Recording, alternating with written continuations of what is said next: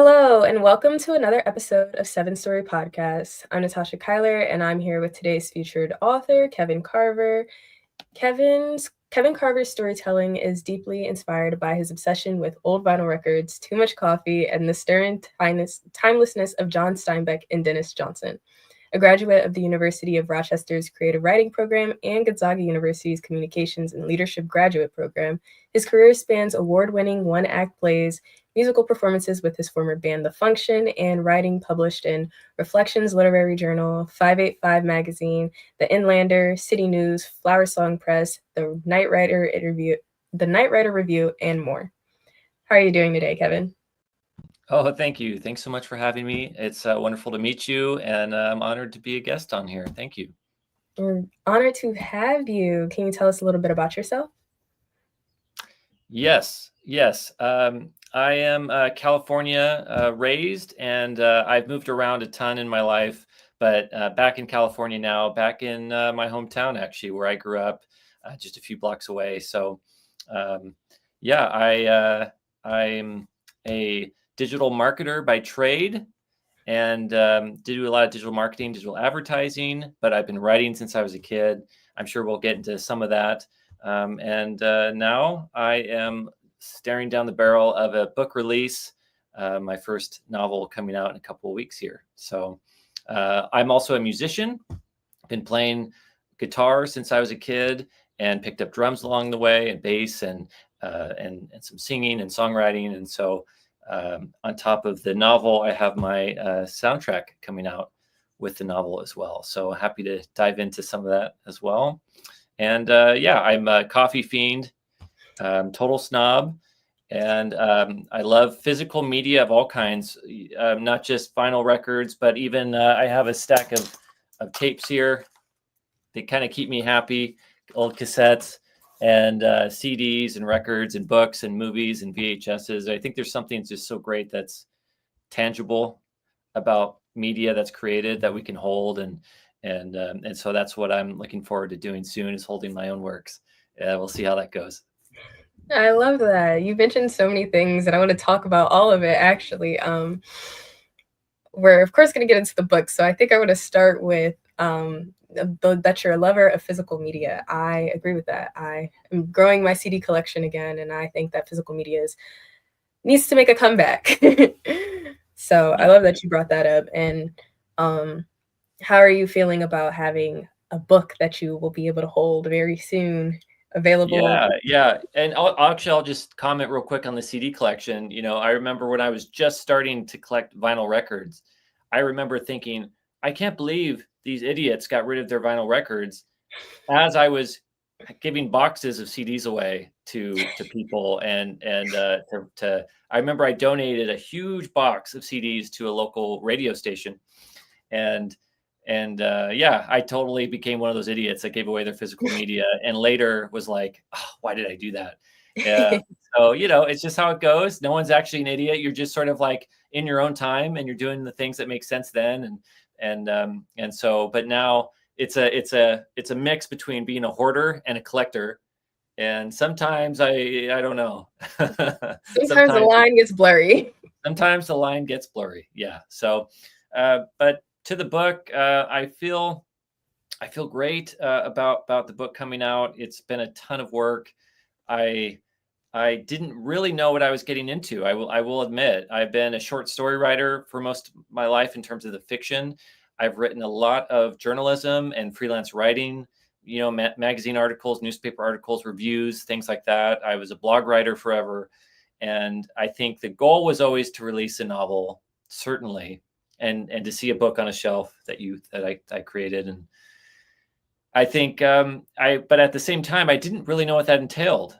And I think there's a lot of more research I probably could have done before I started it. But it's kind of like they say when you have kids, don't do too much research.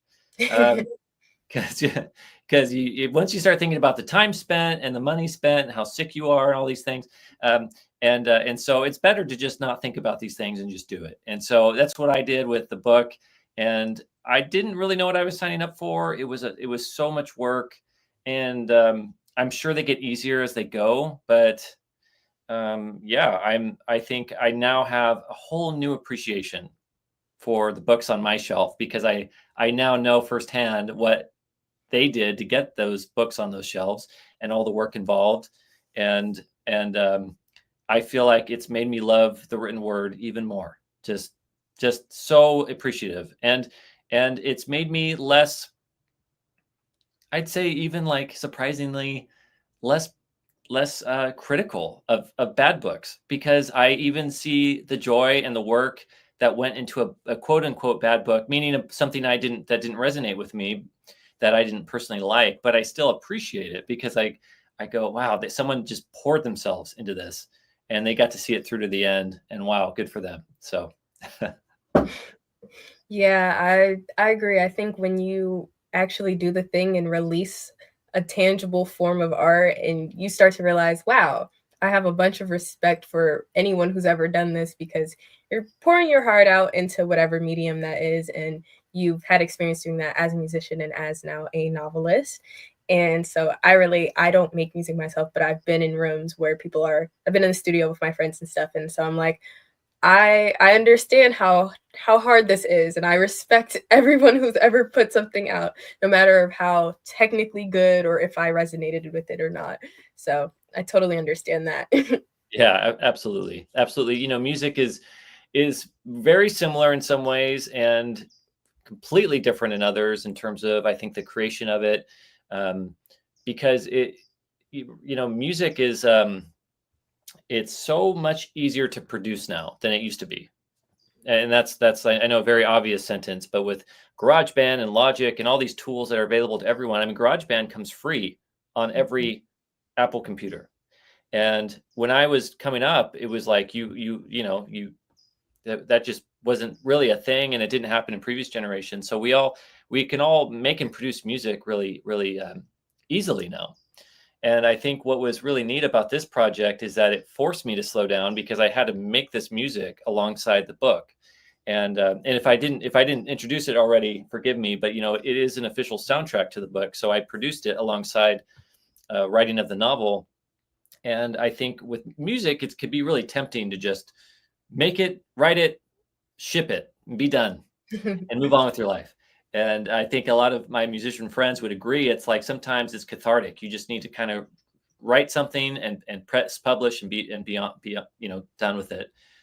But having to have it be kind of this partner with the book, it forced me to slow down. It forced me to live with it. It was less content creation, more art. I really had to think about this long-term weaving kind of relationship between these two art forms and how they came together. And I won't say it's some masterpiece that will be studied in the future, but for me, it was something that was so much more meaningful because I had to slow down and I had to take my time. And I think the fruits of that is that I've now been able to produce something that I'm just so immensely proud of, that for me is already standing the test of time, because I still like it, almost 2 years later. So That's beautiful. And I actually do want to talk a little bit more about your book so we have an understanding of how that soundtrack works. And so your book is called The Forbidden Parallel, and it is the first of the Parallels trilogy. So what is that about? yeah, it's a story. It's a science fantasy story, and it's really about a few things for me. It's on one hand, it's a total genre novel. It's about revenge. It's about monsters. It's about oppression and kind of breaking out of roles that society gives us. Um, but I think there's also some deeper stuff that I was exploring that I hope some readers find in there. Those that are maybe more curious and want to read between the lines. I think there's a lot about power and how power corrupts humanity, and this sort of like drive for power is sort of something that I think gets in between us and separates us. And so the book is called The Forbidden Parallel. And in the book, the parallels are really these different regions, these different areas that people can live in this world. And so it power tends to separate people and turn them against each other. And I think one of the thesis of the book is that when we are separated, we're more controllable, and if we can come together, we're generally better for it. And so it kind of disrupts power. I think people coming together, and it disrupts the power that people put over us and try to rule us. And I think all those swimming thoughts were really interesting to me. Simply though, I'd say that was what kind of became clear as the story went on, as the writing went on, is that I was really exploring some things that I philosophically was very interested in exploring. But ultimately, I think it started with a very simple premise, which was I wanted to write a science fiction version of Beowulf. And I'm a total Beowulf nerd. It's just one of those weird things that stuck with me in college. I have like 5 different translations here at the house. I think what I love about Beowulf in general is that it's canon, it's a classic, but it's also super nerdy fantasy, and everyone gets to redo it every few years. It's kind of like A Star Is Born, but for literary nerds. Everybody gets their own take, and they get to try it out, and it kind of keeps evolving with time and with every telling. It's like canon that invites improvisation, which I think is really interesting. So I kind of set off to write my own sci-fi version of Beowulf. It was a short story, and I wanted to just sort of see what would happen if Beowulf existed in some other world with other monsters, with other technology. And that's as simple as the premise as it was. And as what happens in writing, at least for people like me who are not real, I'd say, big outliners, the story ended up somewhere completely different than what I expected it to be. And I think there's a lot of sprinkling of Beowulf in this story in terms of like its origin and where it came from, but ultimately it became something completely different. And I walked away with a fantasy novel that was the first of a trilogy, and I said, okay, let's do this. I love that. You kind of answered another question that I was going to ask later on, which was going to be about if you're like a plotter or a pantser. And I love the freedom of pantsing, because you kind of just go with the flow. The story creates itself, and you're just like, oh, that's interesting. I like it. Totally. I think I found myself in an awkward place because I'm a pantser who is planning a trilogy, and there is a bit of work that I now have to do. I pantsed the first book, and then I realized I wanted a trilogy. I think I just sort of, there's something just really complete about a trilogy that I wanted to do. And so I outlined the second book, and then I wrote the second book, and it still took me in places I didn't expect, and I think that's what's fun about being a pantser and an outliner, is that, it's rarely all one thing. And even in an outline, you can still be surprised by your own characters, by the decisions they make, by where the story takes you. And so I have the third book, the final book of the trilogy, outlined as well, and I'm going to be writing that pretty soon. And I just cannot wait to be surprised, because I have my plans, but we'll see what happens once it gets going. And for your soundtrack, is that just for the first book, or is that going to be a project that you keep going throughout the trilogy? I think it'll keep going. I think it's a selfish thing, because it really kept me sane through writing of the novel. I think the music did, really. I basically finished the very, very first draft of the novel, and I had to put it down. I had to step away and give it space and breathe, as I'm sure you know, right? Writing is all about, like, you need to let it just walk away for a little bit. But I felt so caught up in this world I was creating, and I wasn't quite ready to stop being creative. I just needed to be away from that manuscript. And so I turned to music, and I basically, it was something that just helped me totally take my mind off the written word, off the manuscript, but still stay in the world and still be productive and still be creative. And so it was like, it basically was something that was just absolutely necessary for me, because I wanted to just still do something, but I knew I had to wait. And so I jumped into some old tunes that I had a lot of little starts and things that I had done right before I started the book in earnest. And what surprised me is I had a song written with lyrics that fed right into the book I had just written. And it was almost like my brain was preparing me for this journey that I didn't know yet I was taking. So I jumped into the music and I just felt so alive in it. It just felt like the right, perfect thing to do.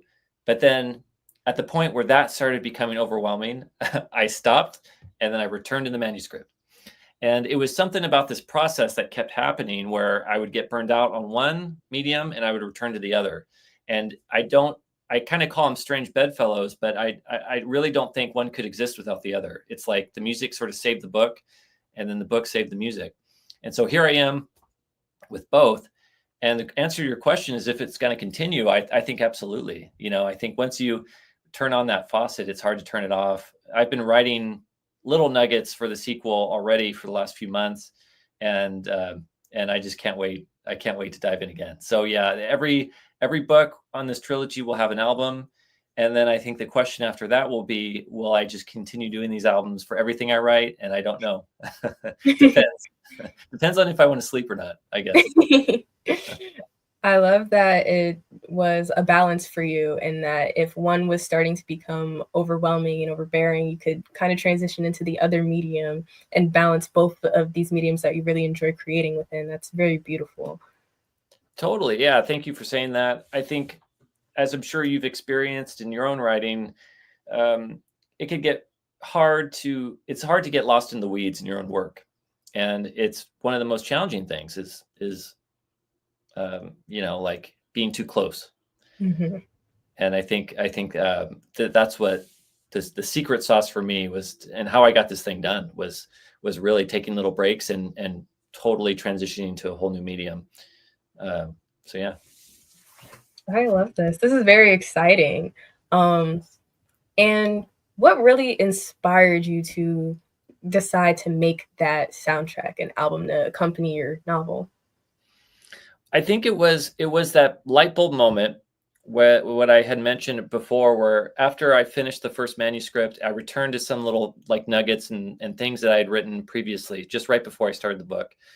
And not all those songs have lyrics. It's I would say it's probably 70% instrumental, the soundtrack. But 3 songs in particular are what I would call more traditional songs with lyrics and verses and choruses and things like that. And one of those songs was it was like shocking how similar it was to the book I had just written.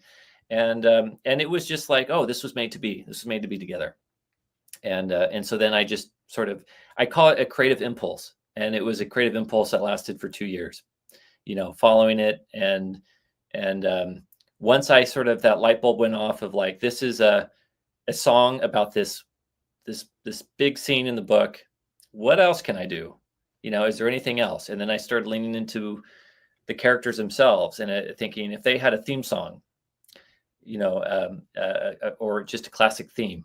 One of my favorite movie music is Star Wars, of course, and Rey's theme from the newest trilogy is just such a sweet little song, and it just does all this heavy lifting, even though it's such a light little melody. Mm-hmm. And I thought, how fun would it be for my characters if I got to write them each a theme song, and then it just kind of went deeper and deeper, and I think it was that creative excitement that really got me through the hard times with the book. Like I mentioned, the trough of sorrow and just the worst part of it. It was like being really still excited about these songs is really helped just push me to the end. And you mentioned like 2 years. How long did it take to write that first book and complete that first album with it? Yeah, great question.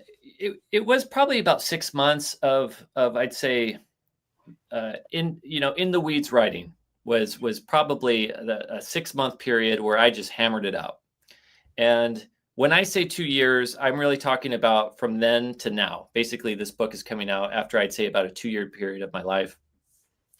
And as I'm sure right, like a lot of the work that comes into a novel and storytelling in general is what happens after those first few drafts, and the beta reading and the revisioning, and then and then I decided to get this thing published. And so then I had to do the query process. And then I worked with an editor. And once I got signed to a publisher.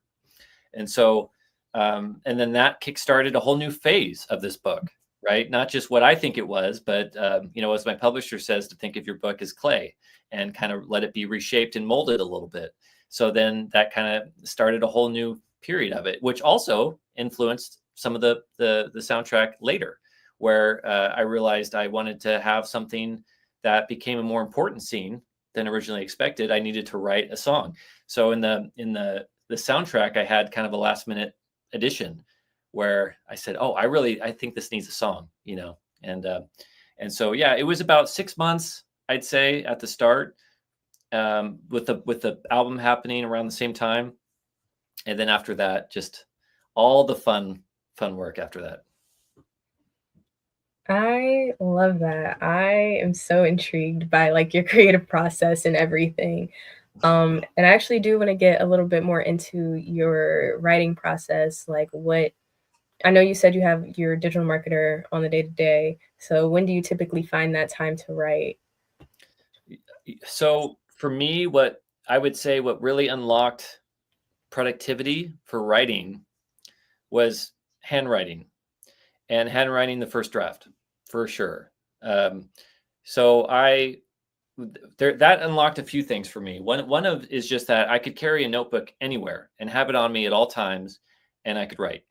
And I realized I need to be less precious about finding hours here in the day or a writing retreat, or I basically just needed to fit it in where I could. I have young kids, and a super active dad, do all the fun stuff, but it really does mean you have to be precious with your time when you can get it. And so handwriting the book meant I could take that notebook with me.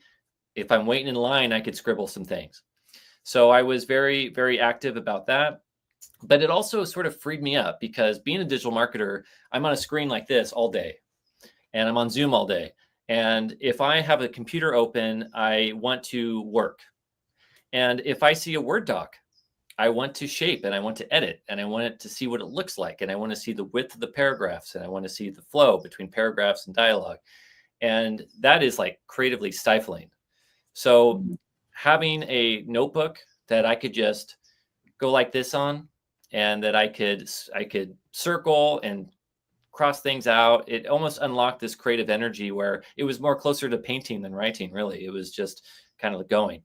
And then the transition between the notebook to the Word doc then was one of the most efficient editing processes I could have, because I was transcribing it and editing while I was doing it. And then before I knew it, I had, 5 chapters done in a session, and it just made it very efficient and made me feel like I had some sort of process I unlocked. And once you find that process that you can trust in, then you can worry less about finding time or figuring out how to do it. Then you just focus on the story itself, which was, for me, what worked.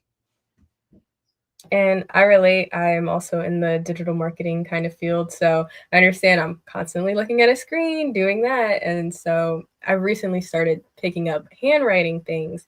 And exactly how you said it, it's so freeing.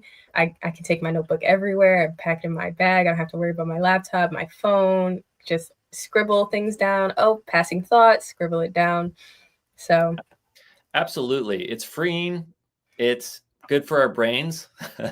It's screen free, and it's really, yeah, it's great. I'm looking at my stack of notebooks here. I wrote 2 books out of them, and I think there's just something that's, again, maybe it's that like tangible media nerd in both of us to just have something to hold. But I think it's great. It's some people don't need that. Not everyone needs it. It's just wherever you are in your whatever phase of life and whatever makes you write, I think is good for everyone. But for me, that's totally what did it. It was unlocking that process. Handwritten first draft, transcribe to the Word doc, edit as you go, and it just kind of worked out. It was even faster with the second book because the first draft of that's done. So it's something that's paid off big time. lovely. And I want to ask you what your favorite thing about being a writer is.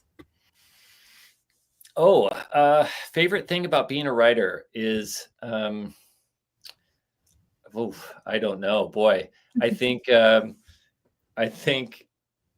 it depends on the process of the book I'm in, but I think it's like something that just feels like it's something that was always there that I've tapped into, if that makes sense. So it's like almost like knowing yourself and learning to know yourself better is what writing has been for me. It's like this talent, this skill, whatever you want to call it, it's always been there. And if I'm not writing, I'm ignoring this person.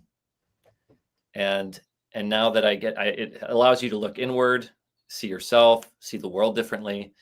I think a lot of the difference between the first draft and the second draft is just how much perspective you're putting into your work.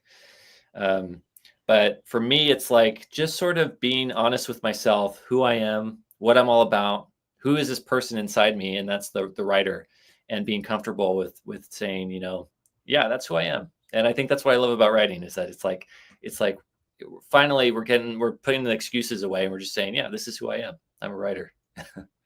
That was very beautiful. I love how you put that. It's very much a process of reflection and coming to learn who you are and returning to yourself and acknowledging all of the little parts of who you are and what makes you you.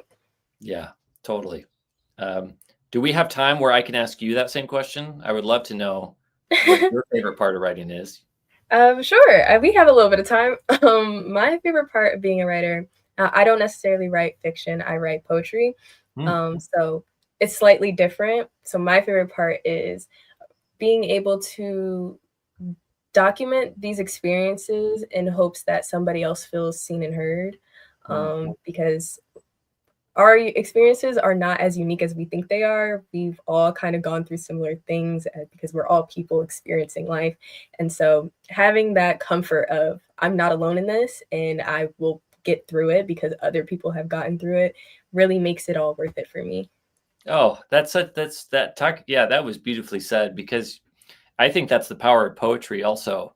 And most writing, but when you feel something that someone felt 500 years ago, or 200 years ago, you're tapping into humanity at a larger scale. And I think that's totally a powerful way to think about writing. Absolutely. Thank you.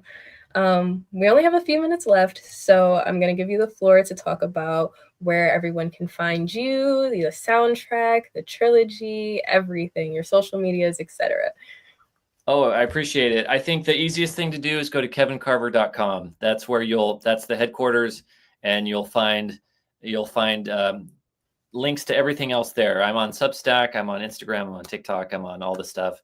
But yeah, go to kevincarver.com. You'll find it all there. If you do want to jump right into Spotify or Apple Music or wherever you find your music, the band name for this project is Kevin Carver and the Parallels. So that's the band name. It was named that because I had all my musician friends come with me on this project, and so the Parallels represent my buddies that helped to make this a reality, and they're much more talented than I am. So Kevin Carver and the Parallels on Spotify or Apple Music, and kevincarver.com for everything else. Amazing. Well, that's it for this episode of Seven Story Podcast. Thank you, Kevin Carver, for joining us and sharing your story. Check out his book, The Forbidden Parallel, first of the Parallels trilogy, to be released May 27th, around the corner. And you can find updates, like he said, at kevincarver.com. The soundtrack should be released May 23rd. And until next time, I'm Natasha from Seven Story Podcast. Thanks.